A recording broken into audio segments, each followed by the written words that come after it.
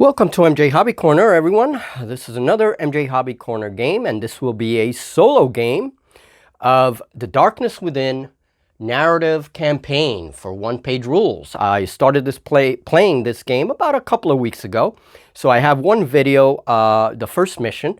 If you haven't seen that, you can go check that out. Okay, and in the first mission, the narrative was that Misha, who's our champion, okay, and she's represented by this little lady here, which we will see closer in a bit. And Misha and her forces are trying to escape the... All right, so a couple of things about One Page Rules. When you become a member of their Patreon, you have access to the full rule book, which has a lot of cool and interesting little extra rules and things. So I really like that. And I haven't used special rules in a while. We're going to start using more and more of these rules because it changes the games a little bit. This way, we're not always playing the same old game. However, you can decide that you don't want to be a part of the Patreon and still play for free because they do have the free version of the rules, okay? So that is a person's option. And in addition to that, some of the things that I'm using for today, of course, my dice. I like to use two different colors when I'm playing solo in case I need to differentiate between two units or whatever. I like to have a little randomizer, a 10-sided dice that I use as a randomizer. That is optional. I have my little fire tokens in case I need them. I probably will not, but just in case. And I have my stun tokens, these yellow ones. I need something to represent stun. And then my hold marker, because I'm giving Igor, my second in command, he is one of Misha's characters, right? Companions. I'm giving him the Overwatch rule, okay? And that's going to be interesting. So I have a little hold marker there so that I can give him the Overwatch rule. My notes on the scenario rules and the AI rules. Now, the AI rules, one thing I love about One Page Rules is the AI. You have 3 different decision trees, and you will choose one of those decision trees for your game, before the game, depending on the makeup of the enemy army. So in this case, we only have melee units. It goes by either melee, shooters, or a hybrid, which means it could be either or. You have both. You have shooters and melee, and they're of equal strength. So that's the decision tree you would choose. I have only melee. All right. So the enemy is going to be their strength is going to be primarily melee, not shooting. All right. So it goes by the strength of the army, of the unit, okay? Of the army, rather. If there are more shooters, it's a more shooty army. It's stronger in shooting, then you choose the shooting decision tree. If it's more of a melee army, you choose the melee. Igor could sense her ferocity, even though it was hidden behind layers of uncertainty and fatigue. We owe it to these people here and all the ones who fell in the courtyard to get you out of town safely. Only then can we think. Can we plan? Misha knew she had to trust him. She had never known he was a member of the Order of the Hunters, but they knew more about the undead than anyone. She looked out to the men and women assembled in the hall. She hadn't noticed that their conversations had stopped. Guards, townsfolk, travelers, all looked towards her and Igor. Yes, she agreed. We must leave now. All right, so a little bit more about game talk, and we can get this game going. So this is the city. We have like a weird temple here, something like that. I made that up. And then ruins. It recommends that you have plenty of ruins. A little bit of scattered terrain in the form of little wagons, right? Any crates and things like that. I even put a little alchemist bench over there, okay, for someone was maybe selling potions or something. And of course, creepy trees. That's just me. But basically, yeah, so this is the city, and I have these street corridors going this way, and then going this way, right? And I formed that with my buildings, and that's it. So that's the board. Now here are the flags. Okay, there's one flag, and then directly opposite is the other flag, and that is the undead deployment zone, and that is also my escape zone. Okay, so that's important to put to say. Now, one thing interesting about this scenario is that we're going to get to knock on the doors of each of these houses. You can only knock on the door once. So once that building, whatever happens, that's it. You don't use that building again. So I have the option of knocking on the doors. All you have to do is be 3 inches away from the building during the movement phase, and you have that option. If you knock on the door, you roll on a little table, and something will happen.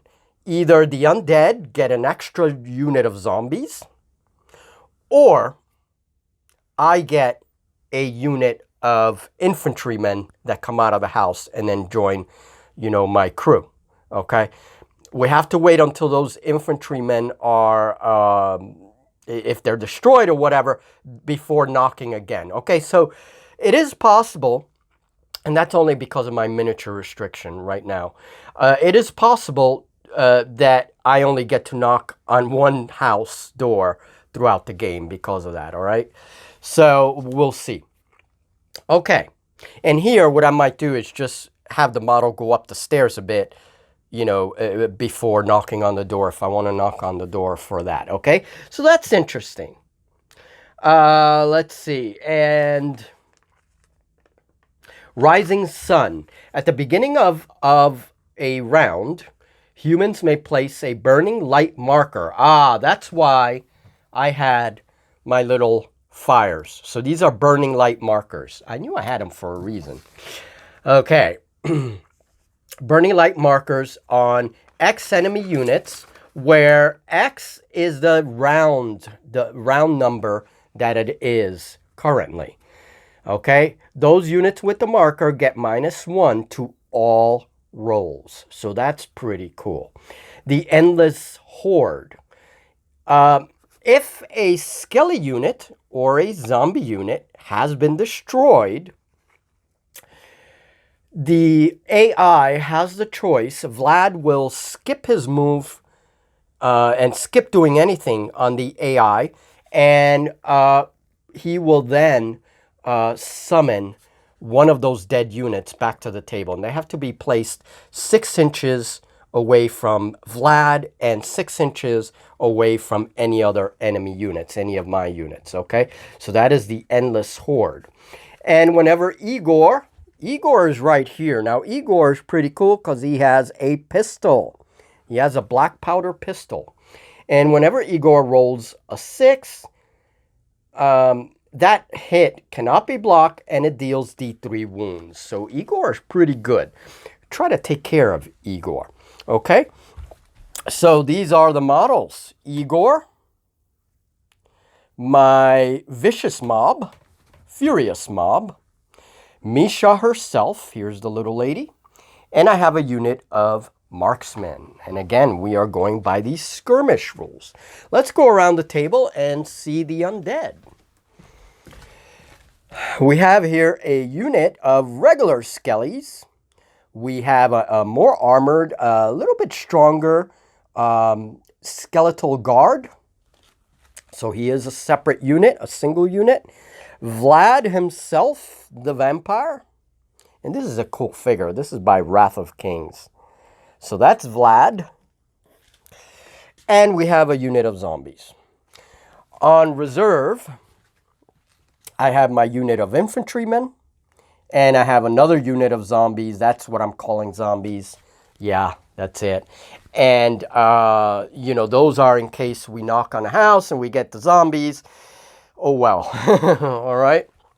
So knocking on the house could be a potential bad thing for me. It adds more enemies to the board, or it could be a good thing for me. All right. All right. So that's all I want to say about this game. Let us get going. Round 1.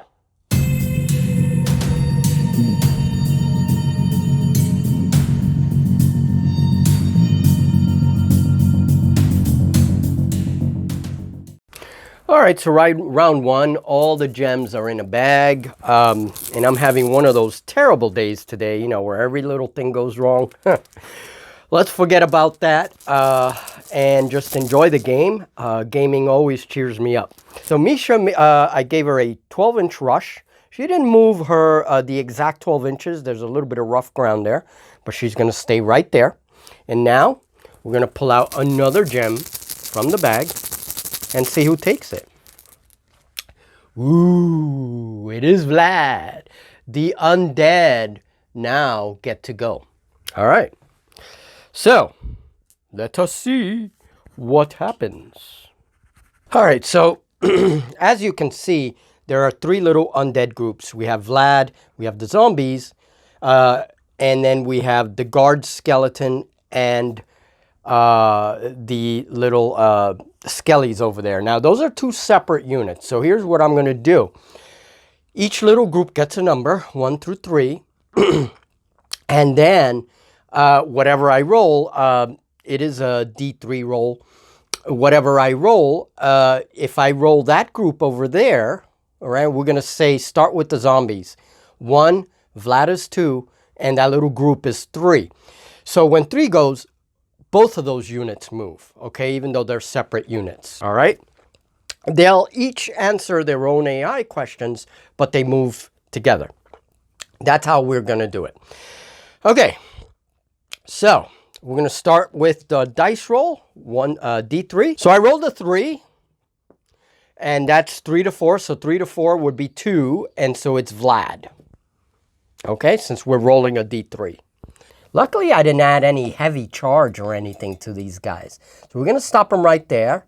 That's 6 inches.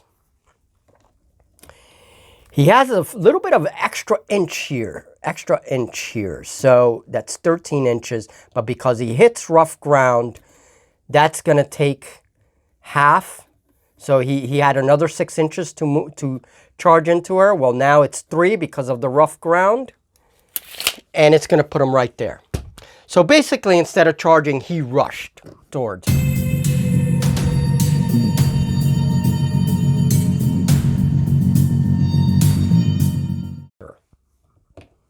Okay. So that puts him very near to Misha. Yeah, okay. All right, I'm not afraid of him. All right, so that's it. That's the end for Undead in this round one. Let us continue going. I'm going to give them an advance.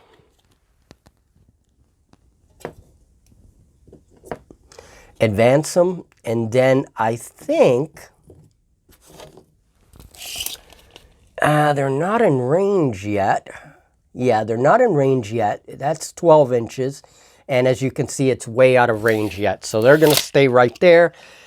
All right, so next in line, and this goes pretty quick, guys. Once you get it going, really what takes me long is the filming because I have to reposition the camera. I have a very low budget system going on here. All right, so it's undead turn.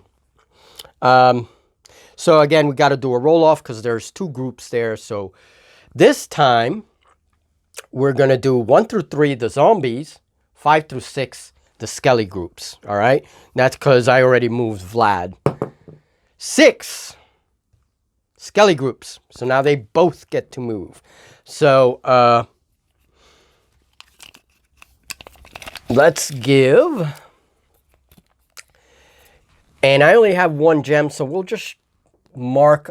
We know that they all moved, okay, even though they're 2 separate units.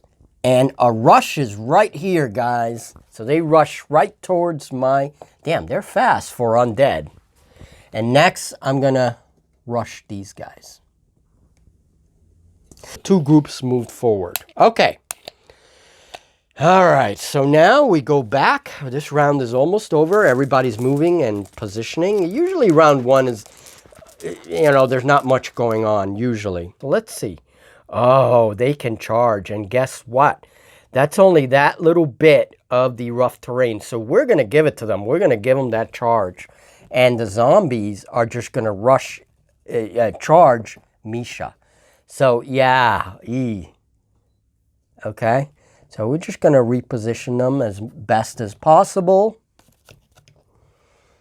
And let's get this guy around here. So Misha is now in combat with 5 zombies. That's nuts. All right. Now that they rush, they get to attack because it is a charge. So they have 1, 2, 3 models in base-to-base contact. Let me see. Can I sneak in any more? Not really. So we're going to say it's 3. And zombies, they hit on, what is it? They're claws A2. Yikes. 6+, 6+. That's right. So since there's 3 in base contact with her, they get 6 dice. Yeah, and then they roll 6s. That sucks because zombies have a lot of dice. All right. Well, they didn't do too good. They're swinging their claws, but she has nothing to block. They all miss. Great. Let's move on. Okay. So, but they are in combat with her. That's not good for Misha. All right. So, we need to help her out. So, why don't we go to the bag? And it is going to be me that goes. I believe it, yeah, it should be my gem. And I'm going to give it to the Furious Mob. And the Furious Mob is going to rush, is going to charge. They are within the 12 inches. They're going to charge into the zombies.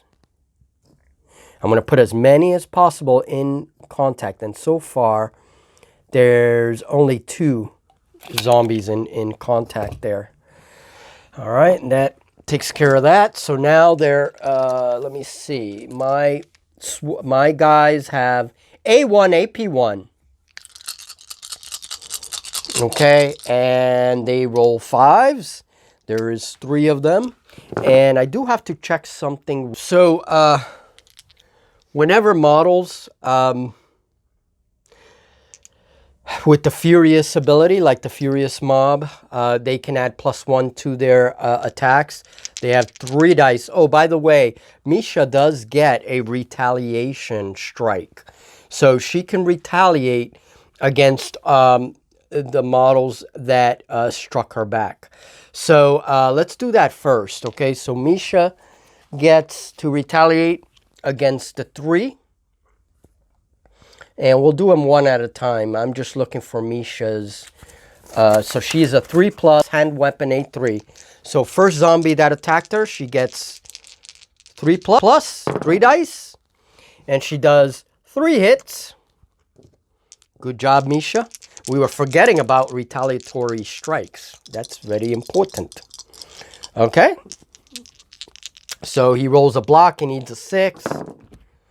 No blocks. He gets 3 hits. So that is rolling on the table +3 because there are 3 wounds there.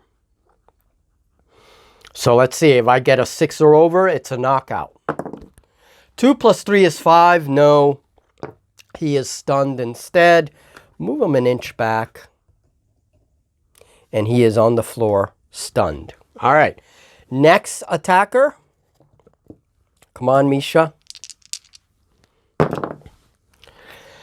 She does 2 hits. So let's see if he blocks. He needs 6s. We're going to do black dice, the undead. He rolls a 5 and a 4, no go. So he rolls on the table. +2 because of the 2 wounds. 5, 6, 7. He is knocked out. And it's a female zombie. Okay, so female zombie is out. And then we'll do the next retaliation against the 3rd zombie that attacked her.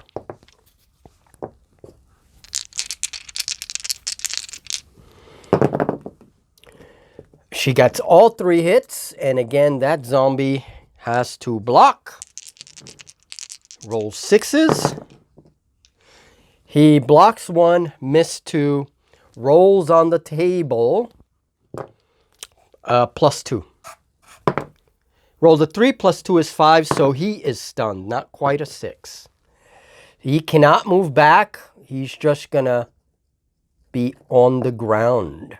Now, he is stunned or knocked down, or whatever that is. It's stunned, I believe. So, that's going to affect now my guys. Because if I hit him again, he's done. He doesn't roll on the table. So, now my Furious Mob, they get +1. They roll.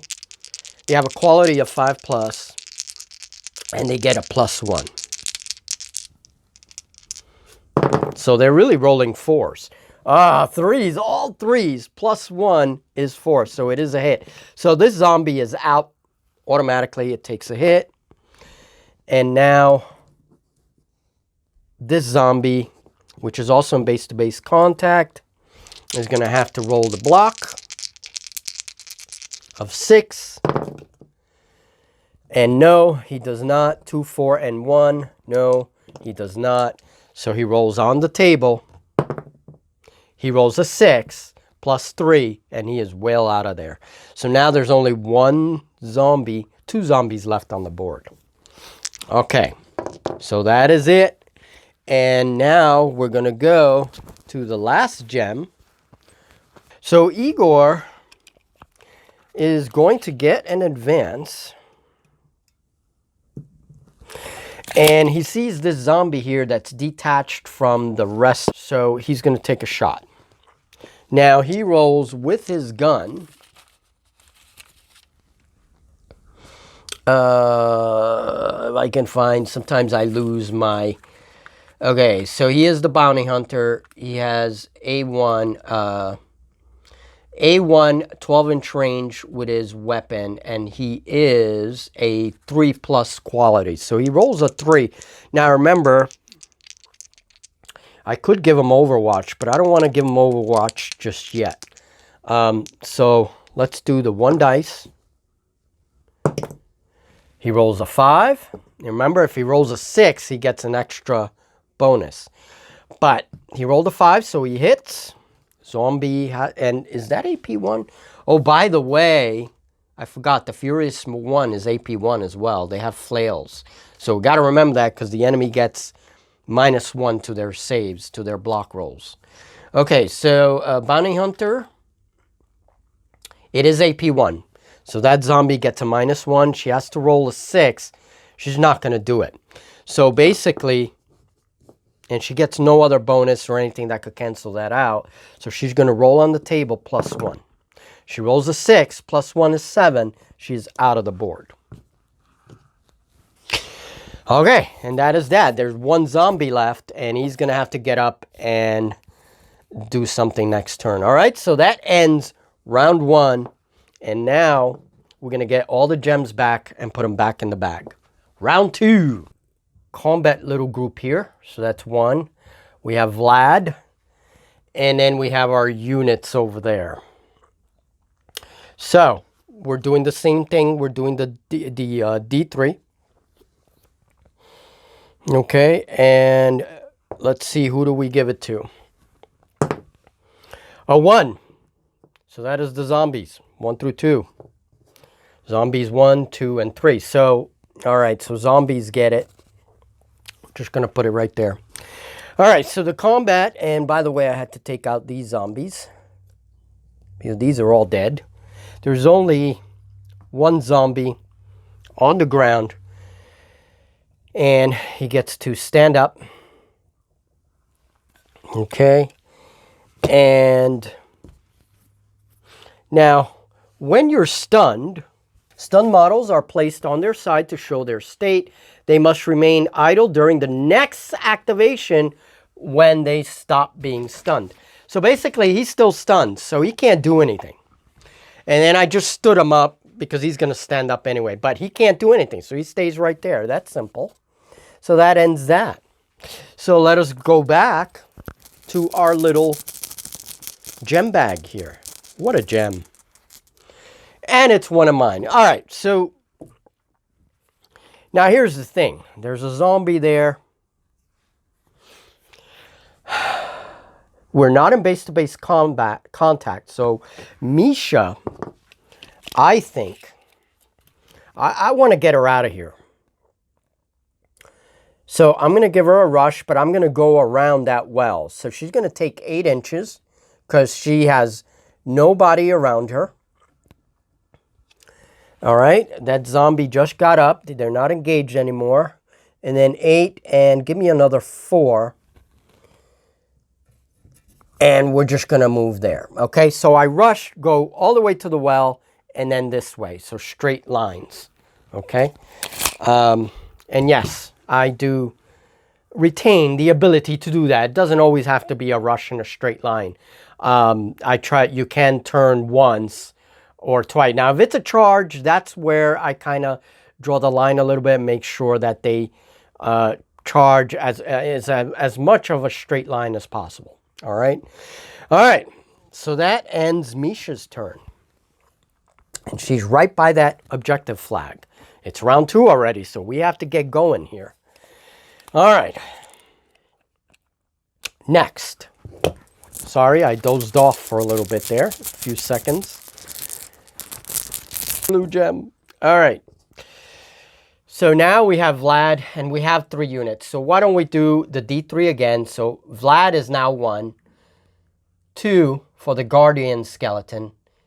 And 3 for the little skelly group there. Okay, so same thing, D3. 1 through 2, 3 to 4, 5 through 6. Vlad. All right. Now, here's the thing. I am right close to the objective. Are there any enemies in the way? Meaning any enemies that are going to be going close to the objective? Yes. So charge the enemy if possible. Now, here's the thing. Vlad is a wizard. So Vlad will always do a spell before or after movement. Okay, let's check the wizardry AI. Wizard AI. Always cast spells after moving but before attacking. Okay. All right. So he's going to move first. But the thing is that he is within charge range. Okay. And he's going to get to cast a spell. Let us roll it. So I have a little list of spells here. 1, 2, 3, 4, 5, 6 spells. So we're just going to give each one a number. And I'll just read the result. So Vigor is 1. Spectral Wind 2. Invocation. Friendly unit within 12 inches gets regeneration. Okay. We could give that to the zombie. They normally don't have regeneration. Skellies have regeneration. Zombie does not. So we're going to give it to the zombie. That is his spell. Okay. And within 12 inches, we know that zombie's within 12 inches. And I'm just going to give him a little gem to remind me. And I'm going to write regen on that. Or I'll find some other little marker. Okay. But he has regeneration. So now that he did his spell, he can attack. He's really not that tough melee-wise. He's easy to defeat melee-wise. All right, so he rolls on the dice, 5 plus, and the bastard rolls a 5. And I know it touched the well, but we're going to take it. 5 plus. He hits. So my girl takes a defensive roll, and she is 4 plus on her defense. So she tries to block, and she rolls a 3. Is there no +1? No, there is no damn +1. She takes a hit. Now she has to roll on the table. And this could be a very fast and furious game, folks. So on the table, +1. A 4 is a 5. Misha is stunned by the blow and goes down. Ah. Oh, dear. And I missed my chance to put a burning light marker. See, that's important too, because that could help me defeat the undead. But we're going to do the knock-knock. We're going to take that risk, and we're going to see how that works. And we're going to be rolling on the knock-knock table. 1 through 2, surprise! You get an undead. Place a zombie unit within 3 inches of this building right here. 3 to 4, no one home. And 5 through 6, militia. Place an infantryman unit of 3 within 3 inches of the building.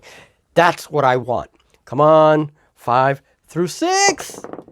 I rolled a 2. Surprise! That did not turn well for me. That is the risk, ladies and gentlemen. We're going to place the zombie right there. We're going to place him right by that cart. There's a little cart. I'm going to just move the building. That little cart, they're going to come out right here, okay? Just so that we know. All right, well, now, what are we going to do? Let's see. Those guys already moved. So we got 3 units there. So again, we're doing a D3. So the zombies that just arrived are 1, guardsmen 2, and the other skellies are 3. All right. So 1 through 2, 3 to 4, 5 through 6. 3. So guardsmen. So the little skeleton guard, who's a little bit stronger than his brethren, he has regeneration. He's 4+ quality, 4+ defense, hand weapon A1, and undead. Okay. I don't have to read the AI. I mean, there's an enemy right there. There's no enemy rushing towards the objective, so he's not going to rush back. Whoop! He charges right in. And he's going to attack. He has 1 attack at 4+. That's a 5, so that is a yes. I have to defend, and those are my marksmen. They have a defense of 6+. Ew. Oh, no go. So we're going to say this one, who's also in base-to-base contact, which is in base-to-base contact with him. She goes down for the time being because we got to roll on the table. We don't know if she's stunned yet. So that's a +1 because of the wound. She rolls a 3 or 4. Yes, she is stunned. 1 marksman is stunned. Okay. Okay. All right. That gives him the gem. Thing I never do, and I always forget this, guys. Again, I'm sorry. My memory just sucks. A stunned model can be pushed by the enemy. So we're going to roll, and since it is a random roll, we are going to use it for the AI because it's already random. And basically, the stunned model can be pushed immediately 2 inches away from the unit. He rolled a 3. And on a 4+, the attacker may move the model up to 2 inches. Now, that causes models to fall off things, you know, and even if it's part of a unit, that's great because then the model is off of it, you know, it has to consolidate as best it can. Next turn, the unit's not complete. So that's a good kind of thing to use. I'm going to, and I always forget to use that. We always forget to use that. All right, so that's that. Okay. A1 apiece. We're going to use the white dice. Come on. MJ, let's see. 3, 5+, AP1. That's what I need to remember. They have AP1. All right. And they are 5+. So, oh, 3 1s. What a terrible, terrible, terrible roll. So, all right. Nothing happens. Zombie AIs will always retaliate. All right. So he's going to take against each guy. Oh, he has 2 attacks. Actually, what Mishai did each one. And that's something I did because she is the champion. And I just let her. He's going to retaliate now.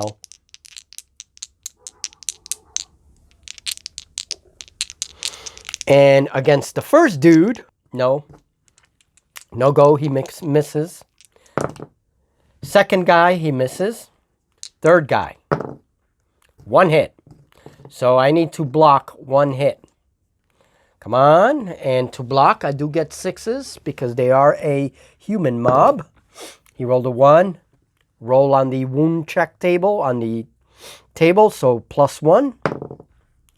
3 + 1 is 4. 1 guy is stunned. We're going to take the guy here in the back because That's it. And then we're also, because they charge, they're going to be pushed back an inch. So one guy in the unit is stunned. We're going to end round 2, go on to round 3, and I haven't done anything yet. So not good. Okay, Misha. Misha's stunned over there too. I need to get Igor. There is a little space here. But then this is going to count as rough ground because he's got to go over that. Puts him right here on the stairs. I want him to be, see, I wanted him to go towards the objective.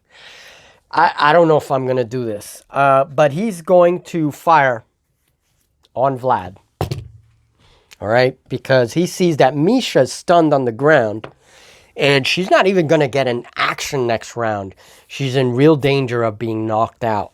So, Igor's going to do his best. He's a good man. 12-inch range. A1. 3+. AP1. He rolls a 6. Now, because he rolled a 6, Igor rolls a 6 when firing. One hit cannot be blocked and deals D3 wounds. Awesome black powder pistol, man. I like that they gave it that punch. Even if it's a black powder pistol, yeah, it gave it a nice, cool little ability there. All right, so D3 wounds. 5. That is 3 wounds. Okay, so they are unblockable. So Vlad has to roll on the table. Hi guys, I am totally sorry for this. Lady Llama had to interfere. I totally screwed up. Vlad has toughness 3. He is a hero, so he would have absorbed those wounds, and then the next turn, if he got hit again, then he would roll on the wound table. Again, I totally screwed that up, and that really does have an impact on the game because he has the toughness 3. He would still be on the board. Sorry, guys. +3. 3 plus 3 is 6. Vlad is knocked out, and that ends that. Thank you, Igor, for shooting your black powdered weapon into Vlad's freaking face. And there you go. I like you, Igor. I didn't like your name at first, but now you shall go down in history as Misha's savior. All right, let's move on. Okay, so I'm having one of those days today. The phone camera actually died in the process, right mid-sentence, and I had to charge it for a while before I can continue. But that's okay. We're gonna move on, all right? Starting with those thunderstorms this morning, it's been crazy. Let's move on. So Vlad is out of the picture. Now it is round 3 now. Now, I'm in a bit of a tough situation. Time is running out. Misha's stunned. Okay, so this turn, all she's going to be able to do is stand up. Okay. Yeah, if I remember correctly, yeah, she's going to be able to stand up this turn. But that's it. You know, you basically skip an activation when you're stunned. So that leaves her there, but she stands up. Okay.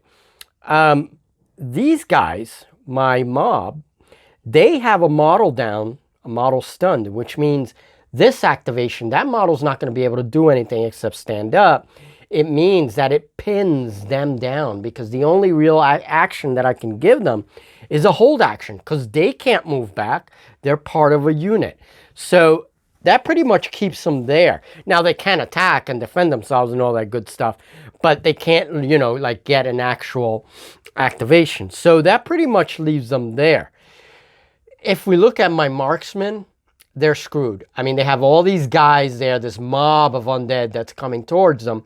Yes, they can defend themselves. They can still attack with 2 guys or defend themselves if they're attacked. But there's this knockdown model here that's also stunned. So it's not going to do anything this turn. So that pretty much keeps them there, which means they can't go, they can't get away from this mob.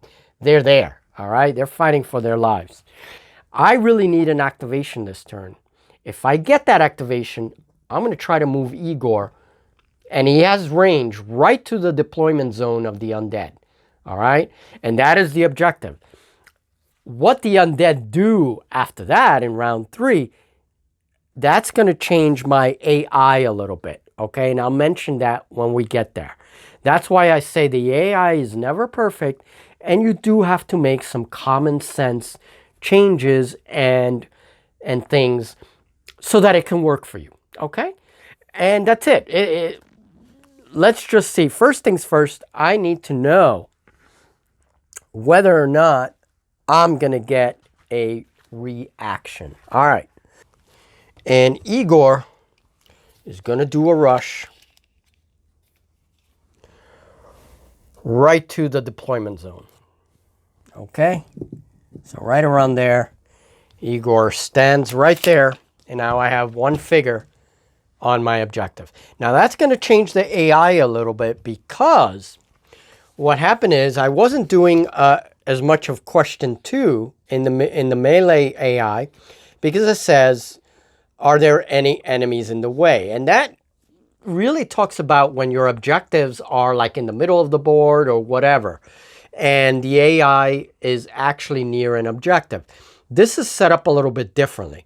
So for the beginning, the first 2 rounds, the undead really just want to get to me and attack me and try to like stop me from going over there. But now we have a figure that is actually claiming the objective. So now I am going to include question 2, meaning, is there any enemy that is in the objective zone? And the answer is yes. So you charge the enemy.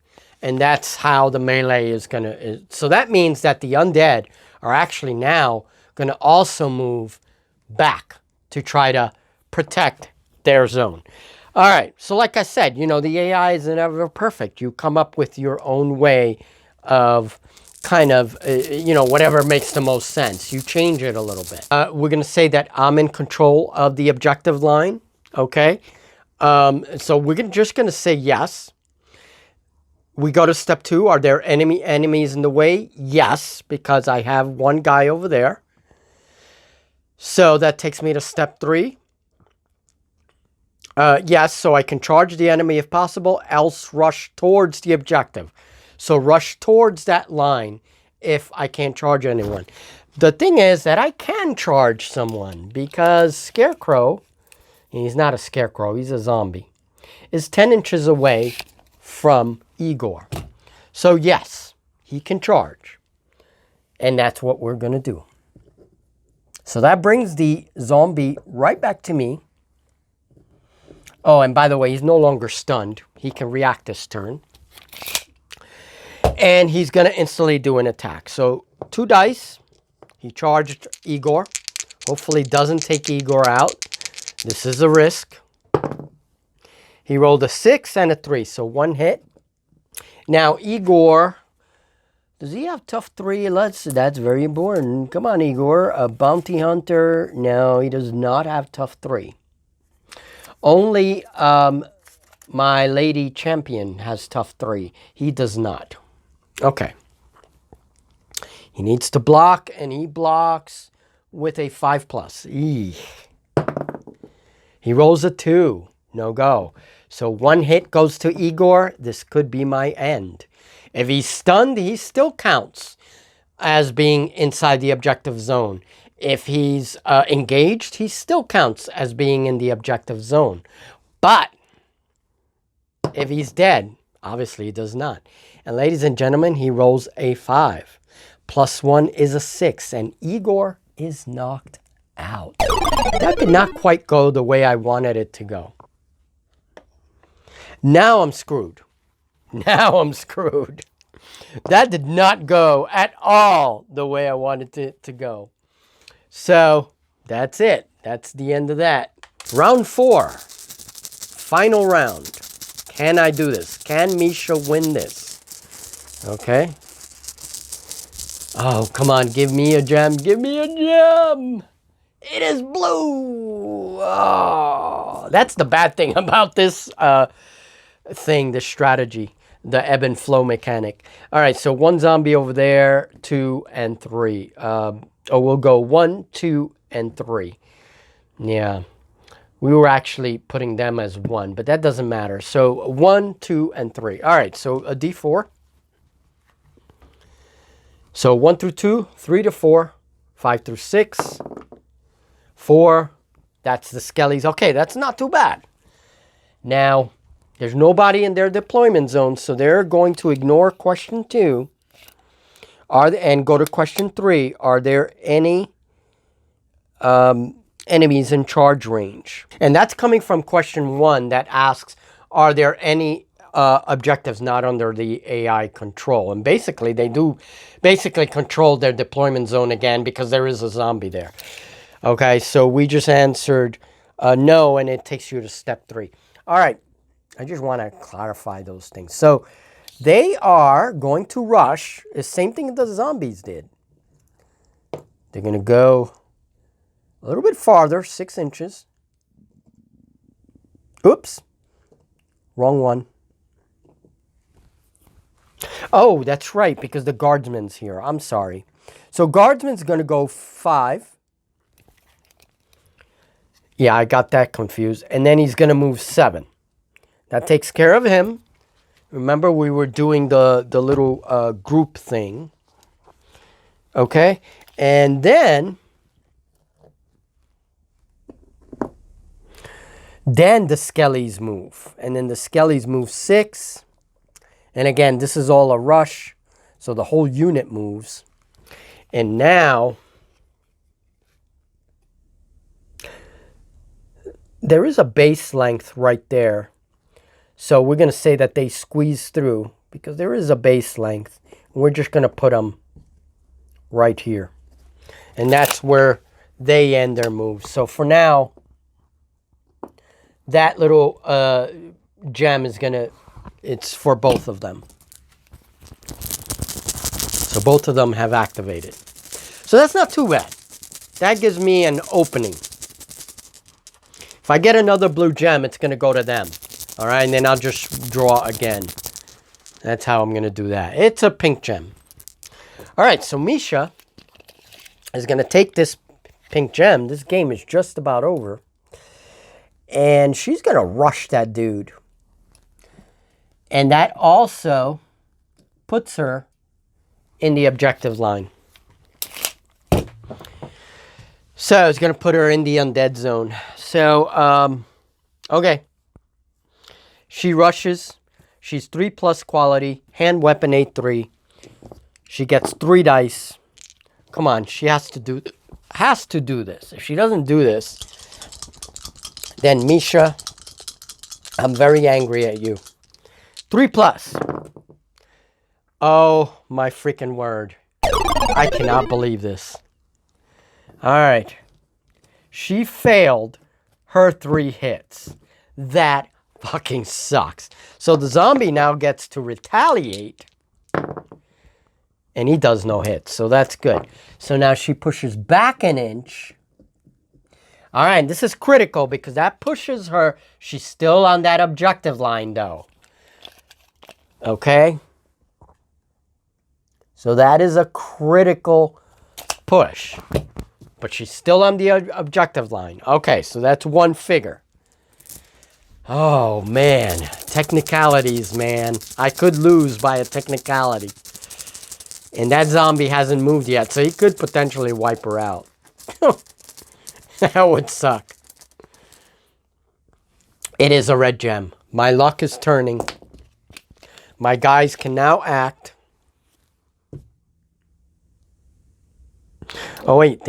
They can't. Because they have a hold at... Oh, no, it's round 4. That was round 3. Sorry. I got a little scared there for a minute. That was round 3. So, they're going to rush. Charge. Oh, but there's that stupid thing in the way. And that's going to cut their movements. No, we can't do that. So, 6 inches is going to take them here. So, they can't rush. They can't charge. But they can rush. And they can get to that objective zone and help claim victory. So now the zombie is going to have 2 enemies to attack, and it's going to increase Okay, they're right on that objective line, right on that deployment zone. Okay, right there. And right there, rather. So they're right on that edge of that deployment zone, so they still count. So that gives me a much better chance by the skin of my teeth, really. Okay, let's go to this bag and let's finish this game. It's a blue gem, and we expect that because there's more blue gems in the bag than regular gems. Let's give this to the Skellies, though, because they had activated already. So this way we know they're both activated. All right, next gem, blue gem. Again, we kind of expect that. So we're going to give it to the zombie because that situation's critical there. So let's roll it. Even, he goes for them. Odd for Misha. He rolled odd. Makes sense. Of course he does. He's going to go for Misha. And he's going to attack with his claws. He needs 6s. And of course he rolls a 6, because why not? Misha now has to block. Now Misha, she rolls a 4+. Misha, you better do this. God forbid if he knocks you out. God! Oh my, roll a 1. She gets a hit, so rolls on the wound table +1. 3 + 1 is 4. She is stunned. However, it's okay. She's still on the objective. She is stunned, but still on the objective. He gets to move an inch back. So that's okay. She still counts. As long as she's not knocked out, she still counts towards fulfilling the objective. Jeez, what a freaking dice roll. All right, and now let's finish this up, guys. Let's finish this up.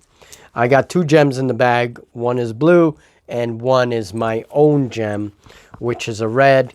So we're just going to put that gem there because obviously it's going to be the marksman's turn, but it's the zombie's turn.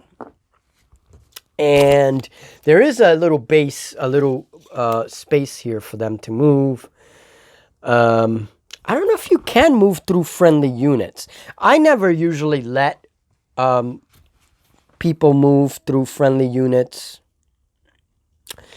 So let me check that just a little bit. Make sure. I don't think you can, but let's see.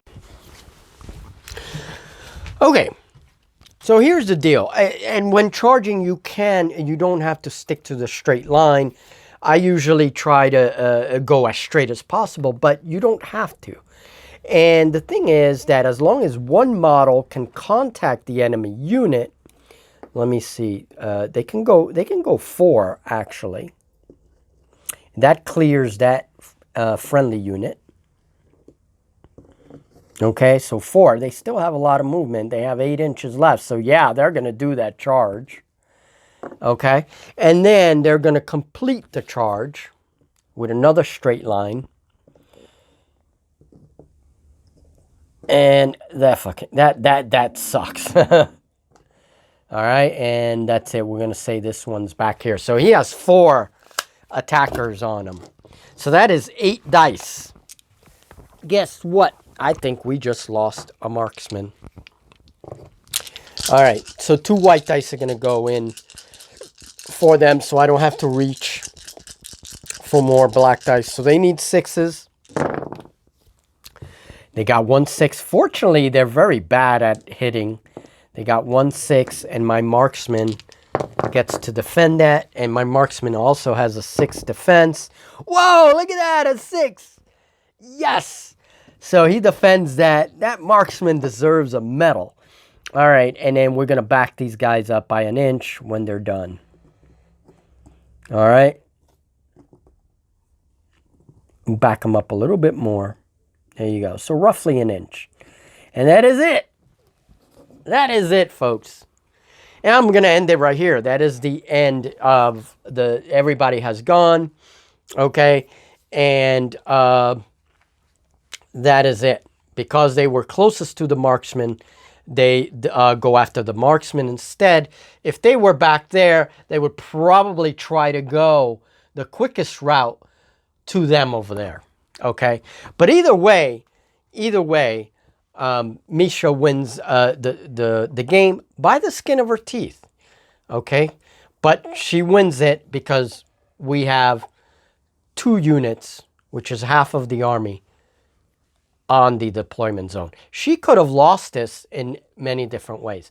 So just a comment now on the game. This one was definitely a little harder, and the interesting thing is that when you're playing solo, it's a completely different experience, obviously, right? It makes sense. If you're playing with another player, I think this would have been different. Would have been just as difficult for one or the other. I think when you're playing 2-player, it's a little more balanced. So both players really have equal chance of winning.